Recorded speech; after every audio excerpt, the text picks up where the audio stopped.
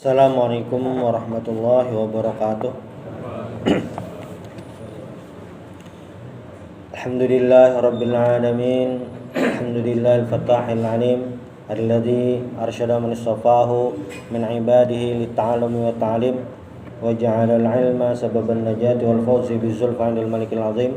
Wassalatu wassalamu ala man arsalahu Allahu hadiyan ila siratal mustaqim wa ala alihi wa sahbihi al-faizin min suhbatihi wa tiba'ihi bil khuludi fi daril baqa'i wan na'im.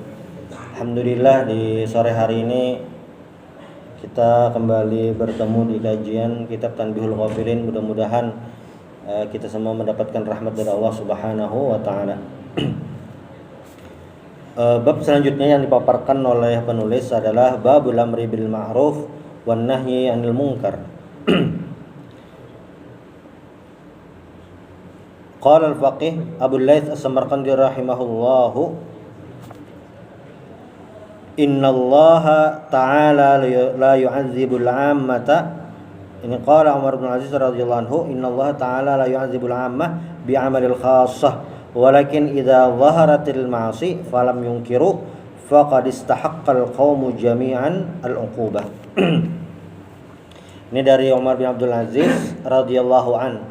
Umar bin Abdul Aziz ini adalah salah satu khalifah dari dinasti Umayyah, dan ibunda beliau itu merupakan cucu dari Sayyidina Umar bin Khattab radhiyallahu anhu. Umar bin Abdul Aziz ini kan memiliki ayah Abdul Aziz. Nah, ayahanda beliau itu Abdul Aziz itu bersaudara dengan Abdul Malik.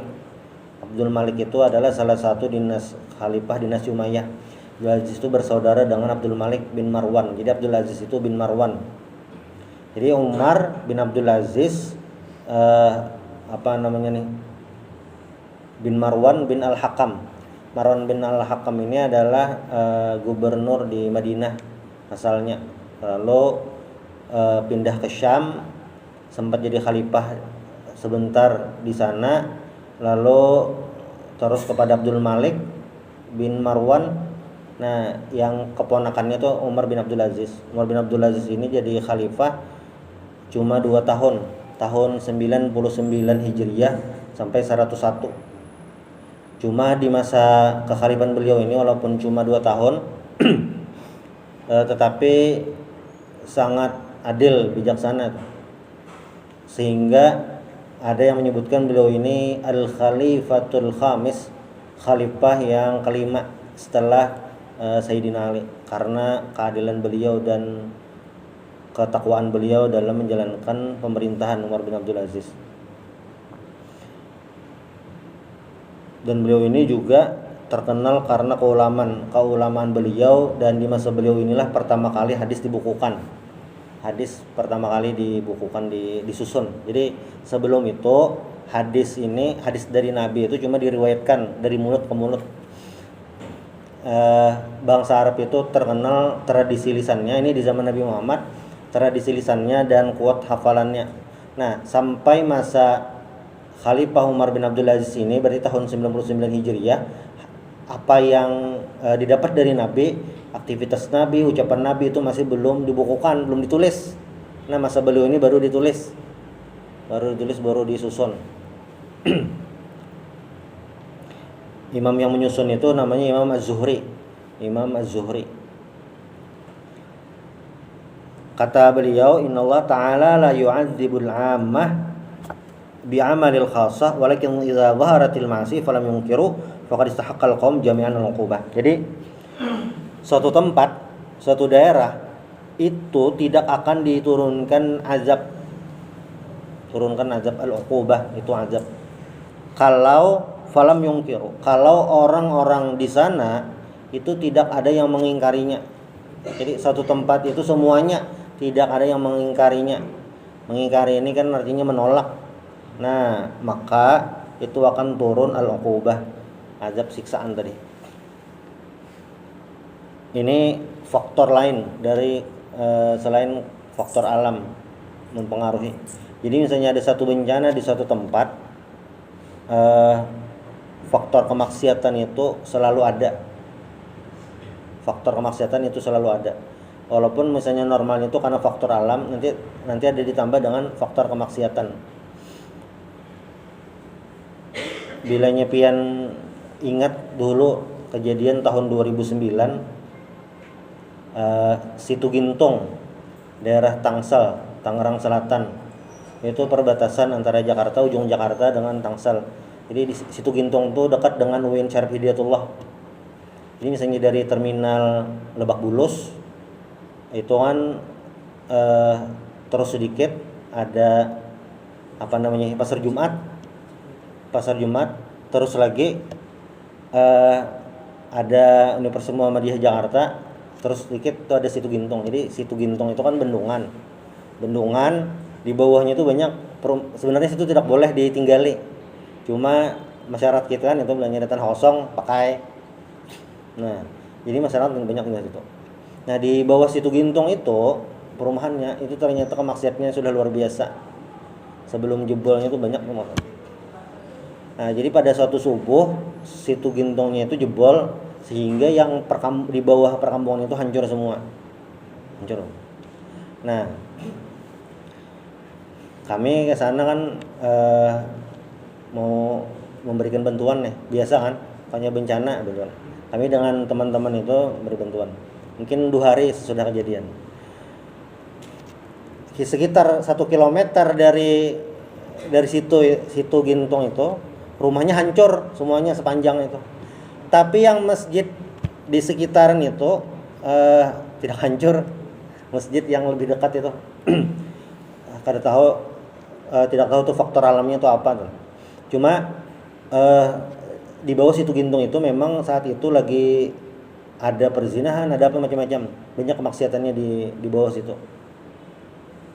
Itu salah satu faktor. Nah, makanya umat-umat Nabi terdahulu itu ketika diturunkan azab oleh Allah Subhanahu wa taala itu ketika mereka menolak dakwah dan sudah mengganggu nabi yang bersangkutan. Nah, umat Nabi Muhammad itu tidak secepat umat-umat Nabi terdahulu. Jadi ketika penduduk Taif itu menolak dakwah Nabi dan mengganggu Nabi, bahkan Nabi saat itu terluka, malaikat itu sudah mendatangi Nabi untuk menghancurkan kota Taif. Cuma kata Nabi, jangan, saya malah berharap mudah-mudahan ayyukhrijallahu, Allah mengeluarkan daripada cucu mereka itu orang yang beriman kepada Allah Subhanahu wa taala. Itu tidak jadi. Nah, di riwayat lain ini di kitab Syu'abul Iman karangan Imam Baihaqi, innallaha ta'ala auha ila Yusha' bin Nun alaihi salam, inni muhlikun min qaumik 40 alfan min khiyarihim wa 60 alfan min syararihim. Kata Allah Subhanahu wa taala, aku membinasakan daripada kaum engkau 40.000 dari orang-orang yang terbaik, orang-orang baik, dan 60.000 orang-orang jahat. Berarti ada 100.000 nih yang dibinasakan. Faqala ya Rabbi, ya lalu Yusha' bin Nun alaihissalam ini bertanya, ya Rabbi wahai Tuhan, haulail asyrar, yang 60.000 yang situna alfan itu ya asyrar, mereka jahat, ahli maksiat. Fama balul akhyar, bagaimana yang orang akhyar yang baik-baik ini, kenapa jadi dibinasakan juga? Nah, lalu kata Allah Subhanahu wa taala, innahum lam yaghdabu li ghadabi, mereka tidak marah terhadap kemaksiatan tersebut, wa aqaluhum wa asyaribuhum, jadi beraktivitas seperti biasa. Itu musannif atau penulis memulai masalah amar ma'ruf nahi mungkar ini karena amar ma'ruf dan nahi mungkar ini adalah suatu ibadah bersama-sama. Jadi ibadah itu kan ada yang jenisnya individu, tapi ada ibadah itu yang jenisnya berjamaah sosial. Salah satunya adalah amar ma'ruf dan nahi mungkar. Hukumnya itu sebenarnya amar ma'ruf nahi mungkar ini fardu kifayah. Ketika ada sudah sebagian yang melakukan tugas tersebut, sudah jatuh kewajiban. Nah, cuma ketika semuanya ikut andil dalam melakukan amar ma'ruf nahi mungkar, pahalanya dapat semua. Jadi fardu kifayah itu kalau sebagian sudah melakukan, maka kewajiban itu sudah gugur. Tetapi ketika semua melakukan, itu semuanya mendapatkan bagian dari pahala. Jadi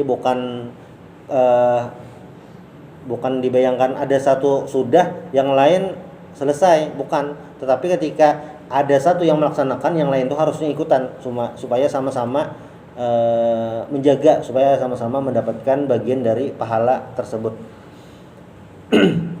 Di riwayat lain, ini di Majmu' Zawaid Imam Al-Haythami, ani Nabi sallallahu alaihi wasallam, muru bil ma'ruf wa in lam ta'malu bihi, suruhlah kebaikan walaupun kalian belum melakukannya, wanhau anil munkar wa in lam tantahu an, dan cegahlah kemungkaran walaupun kalian masih belum bisa menghentikan kemungkaran tersebut, maksudnya masih menggawi. Maksudnya itu bagaimana? Jadi ini amar ma'ruf nahi munkar ini harus selalu berjalan. Kan di surah Al-Asr itu watawasau bil haqqi watawasau bis sabr, harus selalu dilakukan kapanpun, dimanapun, apapun posisi kita. Walaupun seseorang itu ahli maksiat, apakah tetap amar ma'ruf nahi munkar? Ya tetap itu. Walaupun aneh banget. Misalnya ada percakapan dua orang maksudnya PSK lah. Kamu sudah sholat? Oh iya, saya belum sholat. Oh iya, sholat dulu. Udah sholat, tangannya melayani pelanggan. Berarti ya sholatnya bagaimana? Nah, supaya nilai-nilai kebaikan, nilai-nilai kebenaran itu tidak berubah. Jadi di kondisi apapun situasinya, amar ma'ruf ini harus tetap dijalankan supaya nilai-nilai kebaikan, nilai-nilai kebenaran itu tidak berubah. Akan beda antara orang yang melakukan kemaksiatan tetapi merasa itu tetap salah gitu loh, cuma karena faktor lain sehingga belum bisa menghentikan kemaksiatannya, dengan orang yang melakukan kemaksiatan dengan senang hati merasa itu bukan kemaksiatan. Sederhananya adalah sholat. Si A tidak melaksanakan sholat karena karena malas saja, tidak sholat karena malas, tidak terbiasa. Tetapi hati kecilnya berkata sholat ini wajib, harusnya dikerjakan. Si B itu tidak melaksanakan sholat, tetapi si B ini tidak melaksanakan sholat karena sholat itu dianggap tidak wajib. Sholat 5 waktu dianggap tidak wajib. Nah, bagaimana dua kasus ini? Menurut para ulama, yang dilakukan harusnya adalah dua orang ini diberikan pemahaman, istitab, disuruh bertaubat dua. Tetapi kalau tidak mau, tetap tidak melaksanakan gitu, setelah beberapa waktu diberikan pemahaman, setelah beberapa lama dijelaskan, maka langsung dihukum. Jadi kada tidak sholat itu hukumannya memang dieksekusi mati. Tapi ada bedanya. Yang si A tidak mau sholat itu tetap dianggap seorang muslim. Jadi meninggal dikuburkan di pekuburan kaum muslimin. Yang si B yang menganggap sholat itu tidak wajib, itu sudah dianggap keluar dari Islam. Jadi dikuburkan bukan di pekuburan kaum muslimin. Nah, itu akan beda. Nah, amar ma'ruf nahi mungkar ini agar tetap menjaga nilai kebenaran tersebut, nilai kewajiban tersebut. Misalnya belum puasa nih, ada di pasar mana itu? Situ ada dalam puasanya, tidak ada yang puasanya. Nah, harus tetap ada di antara orang itu untuk mengingatkan ini bulan Ramadan harus puasa. Walaupun yang mengingatkan itu ya tidak puasa juga, tapi harus ada, tetap mengingatkan itu supaya nilai-nilai itu tidak berubah. Jadi kenapa jadi amal ibadah atau kewajiban itu sakralan itu bisa berubah karena tidak ada amar ma'ruf dan nahi mungkar itu. Jadi apapun kondisinya harus tetap dilakukan.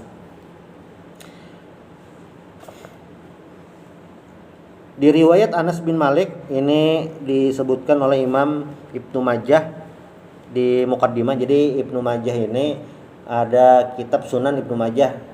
Kan kitab hadis itu yang jadi rujukan ada 6 kutubus sittah. Salah satunya Sunan Ibnu Majah. Ibnu Majah ini nama aslinya Muhammad bin Yazid. Muhammad bin Yazid nama beliau. Yang kakek atau datu beliau itu yang bernama Majah. Beliau ini Al-Ghazwain, salah satu tempat namanya Ghazwain. Nah, Ibnu Majah ini menulis dalam kitab beliau ini riwayat dari Anas bin Malik radhiyallahu anhu anin Nabi sallallahu alaihi wasallam. Anas bin Malik ini merupakan khadim Rasulullah sallallahu alaihi wasallam. Dan Anas bin Malik ini didoakan oleh Nabi mendapatkan keberkahan dalam rezeki, keberkahan dalam anak. Anas bin Malik ini dan keberkahan umur. Jadi Anas bin Malik ini umurnya panjang. Waktu Sayyidina Husain meninggal, Anas bin Malik ini masih hidup lagi. Jadi umur beliau ini mungkin sekitar 50 tahunan. Anak beliau itu totalnya 100 lebih, mungkin 104. Jadi memang dapat keberkahan banyak lah tuh. Yang banyak anak banyak rezeki. Nah, itu Anas bin Malik. Dari Nabi Muhammad SAW, apa kata Nabi? Inna minan nasi nasan mafatihul lil khair maghaliqul syarr.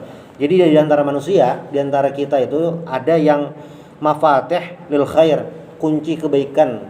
Beliau itu kunci kebaikan, pelopor kebaikan, penggerak kebaikan. Maghaliqul syarr, maghaliqu lisyarr,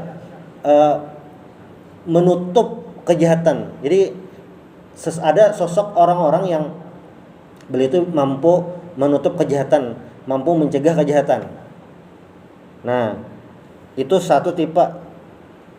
Tipe yang kedua, wa inna minan nasi nasan mafatihul lisyarr maghaliqul lil khair. Tapi ada juga tipe yang kedua, mudah-mudahan kita tidak masuk tipe kedua, orang-orang yang ide kejahatannya sangat cemerlang. Jadi kalaunya masalah adu ide kejahatan, ini nomor satu. Wah, ada aja itu. Wah, tempat kemaksiatan ditutup, bisa menciptakan tempat maksiat baru lagi gitu. Ayo maksiat ya. Maghaliqu lil khair, menutup pintu kebaikan. Maunya bila ada kebaikan itu akan dicegah oleh orang ini. Nah, maka kata Rasulullah apa? Fatuba liman ja'alallahu ta'ala mafatihal khair ala yadayhi wa wailun liman ja'alallahu mafatihasy syarr ala yadayhi. Maka tuba itu untung besar bagi orang-orang yang menjadi kunci kebaikan. Makanya medsos kita itu selain kita isi dengan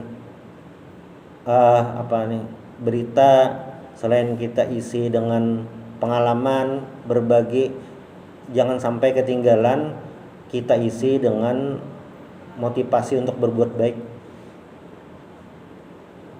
Bisa jadi itu inspirasi bagi orang lain saat kita mengunggah ajakan kebaikan tadi. Walaupun tidak ada yang melihat, iya, walaupun yang melihat cuma 1, walaupun yang like-nya cuma 3 gitu, tidak masalah. Tetapi pesan-pesan kebaikan itu harus tetap disampaikan. Nah, ini bagian dari amar ma'ruf, Nah, ini kalaunya kata penulis, maksud dari di sini adalah yakni alladzi ya'muru bil ma'ruf wa yanhal munkar fa huwa miftahunil khair wa mighlaqun lisyarr wa huwa minal mu'minin.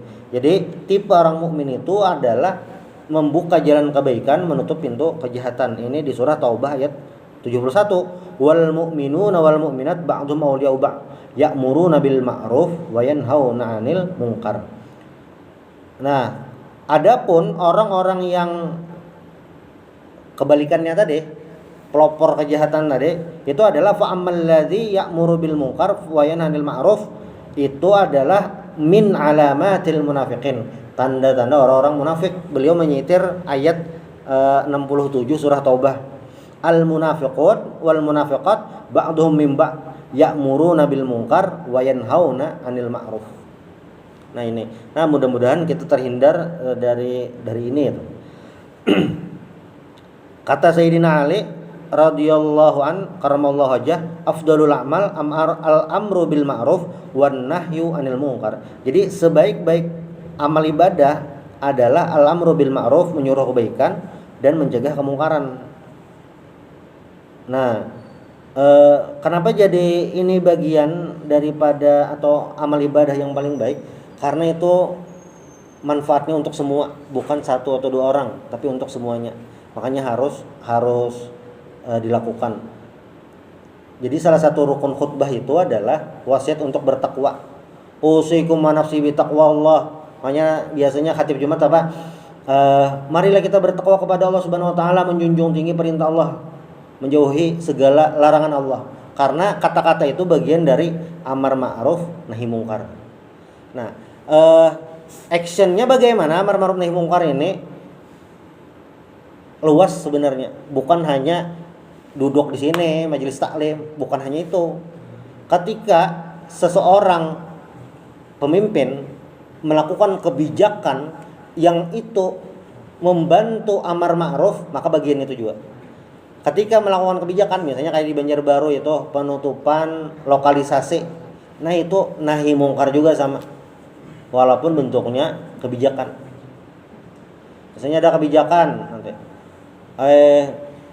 tidak boleh balapan liar malam-malam. Nah, itu bagian apa? Nahi mungkar juga, karena mencegah kemungkaran yang terjadi pada malam hari. Misalnya ada kecelakaan, ada transaksi atau apa segalanya. Itu bagian itu. Jadi tidak hanya terbatas di ceramah, duduk. Semua hal yang berkaitan itu selama kita bisa maka kita lakukan. Nah, ada poin penting yang disampaikan oleh penulis Abu Lais As-Samarqandi ini, kata beliau, untuk melakukan amar ma'ruf ini sama juga berarti nahi mungkar, ada paling tidak ada 5 hal yang harus dilakukan. Yang pertama adalah al-ilmu, tahu ilmunya. Li'annal jahila la yahsinul amr bil ma'ruf wa nahy 'anil munkar. Karena orang-orang yang jahil itu tidak bisa karena tidak tahu ilmunya. Jadi yang masuk ranah amar ma'ruf nahi mungkar ini memang ada tempat-tempatnya. Misalnya nahi mungkar. Nahi mungkar ini adalah dilakukan pada hal-hal yang disepakati kemungkarannya, bukan yang masalah khilaf. Masalah ikhtilaf itu bukan. Ya, ikhtilaf itu misalnya kunut atau tidak. Nah, itu masih ikhtilaf. Tidak boleh itu diingkari kemungkaran. Nah, tapi kalau yang sudah ittifaq, misalnya zina, membunuh, mencuri, itu jelas sudah. Nah, itu yang harus nahi mungkar. Harus untuk nahi mungkar.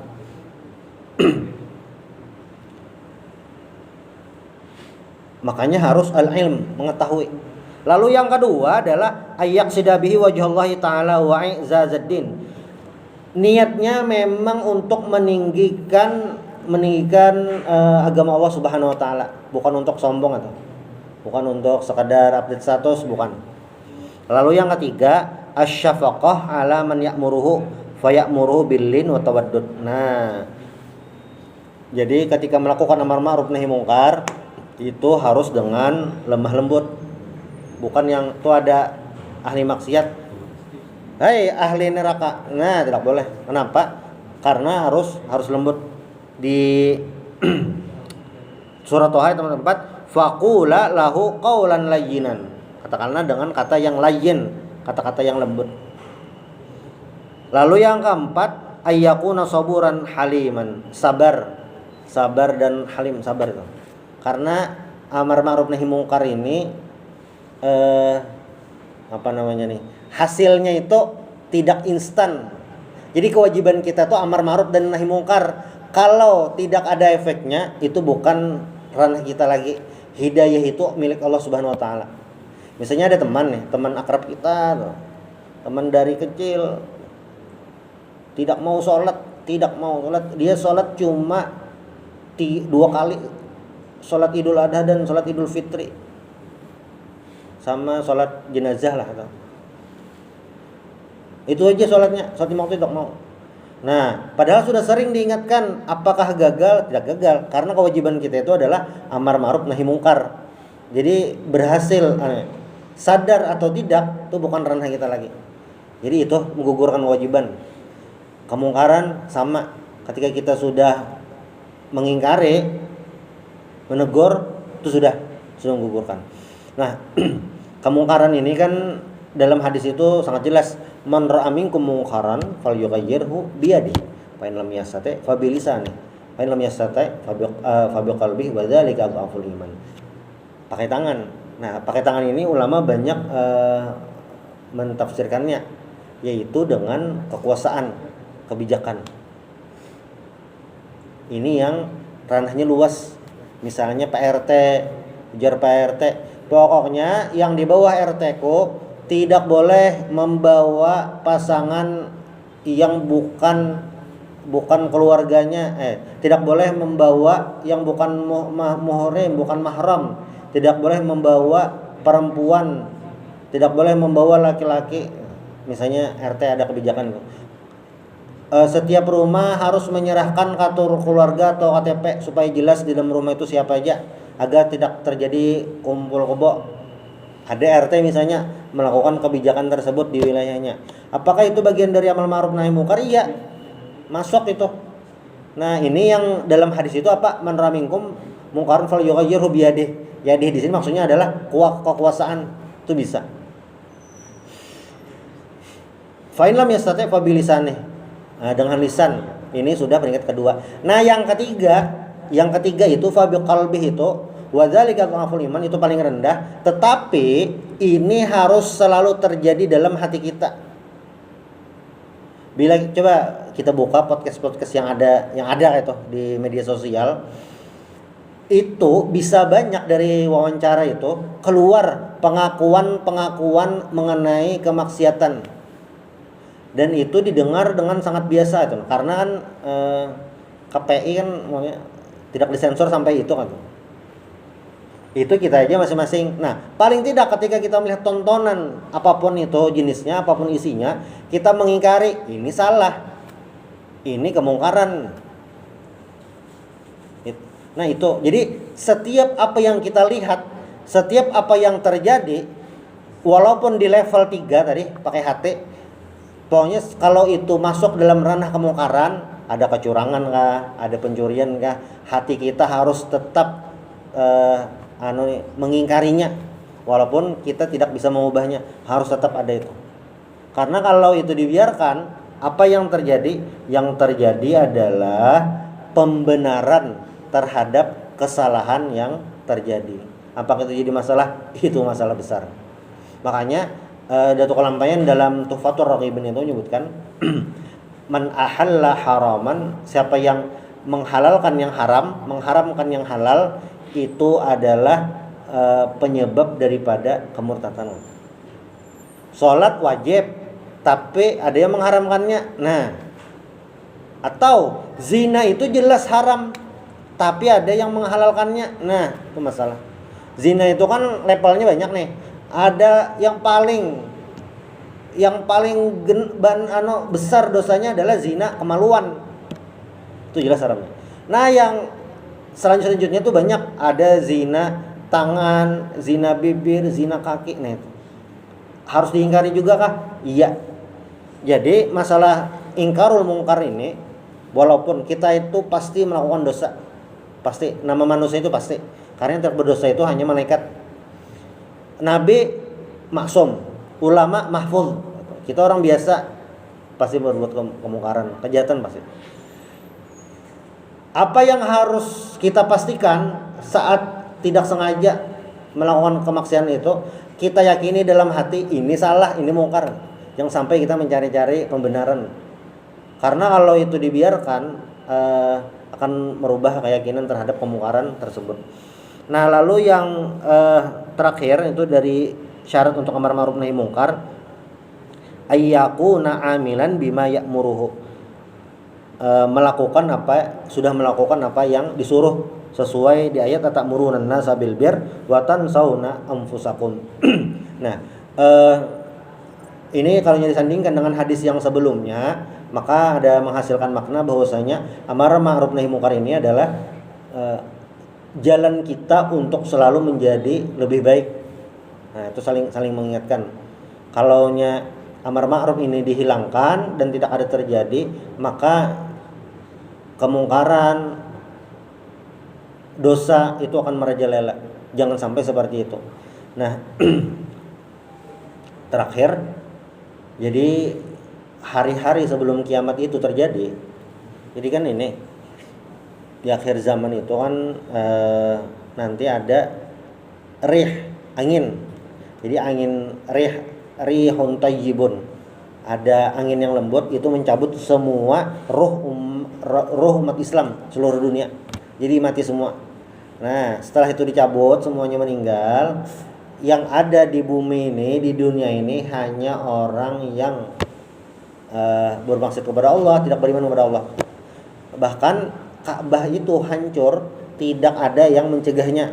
Karena ya tidak ada yang beriman kepada Allah lagi. Makanya di akhir zaman itu tidak ada yang azan. Kata Allah pun tidak ada yang menyebutkan. Jadi dalam hadis Sahih Muslim itu disebutkan selama nama Allah disebut itu masih ditunda kiamat, artinya belum kiamat. Jadi hari-hari sebelum hari H itu tidak ada kebaikan sama sekali. Masjid kosong, Masjid Al-Ikhlas ini kosong lah menandak kiamat tuh, kosong kira-kira. Masjidil Haramnya kosong karena waktu Ka'bah dihancurkan, ini ada satu orang menghancurkan Ka'bah, itu tidak ada satupun yang mencegahnya. Kalau yang sekarang, pasti sudah dipukuli dah nyata. Tapi di akhir zaman nanti sebelum kiamat itu tidak ada yang mencegahnya itu. Nah, jadi makanya di dalam hadis Nabi itu di akhir zaman, ada tahulah apakah sudah zaman ini atau nanti, ketika seseorang itu melakukan dan tanda kutip zina di pinggir jalan zinanya. Di tengah jalan kan tidak mungkin kan, di ranjah motor atau di pinggir jalan, orang ini menegur, jangan di sini, ke dalam lah lagi lebih sedikit. Itu adalah nahi mungkar yang luar biasa. Nah, kayaknya belum sampai ke fase itu Bang kita lah. Kayaknya belum sampai ke fase itu. Tapi ini tentang nahi mungkar itu harus selalu jalan.